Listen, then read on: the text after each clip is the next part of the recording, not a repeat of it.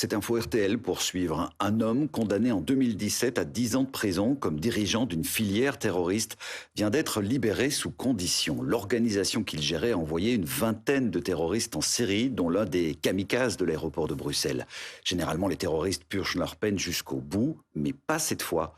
Benjamin Samin et Thomas Quinet ont voulu savoir pourquoi. L'audience est terminée.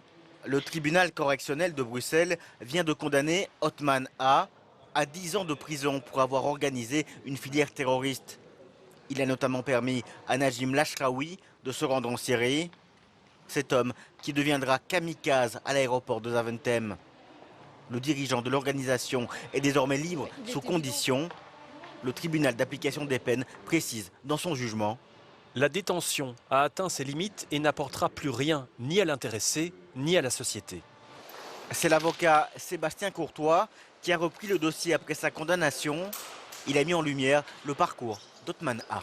Il était très jeune à l'époque, il était à peine âgé de 21 ans, a eu un parcours assez exceptionnel en prison, diplômé, master, hautes études, 40 séances de déradicalisation, expertise psychiatrique, toutes plus favorables les unes que les autres.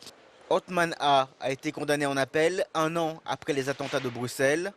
Le tribunal d'application des peines semble avoir pris en compte certaines évolutions.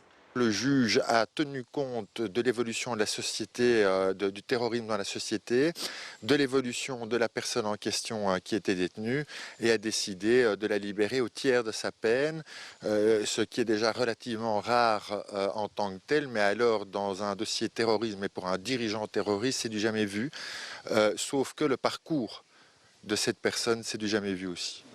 Le condamné ne doit pas porter de bracelet électronique, mais il est contraint de respecter de nombreuses conditions.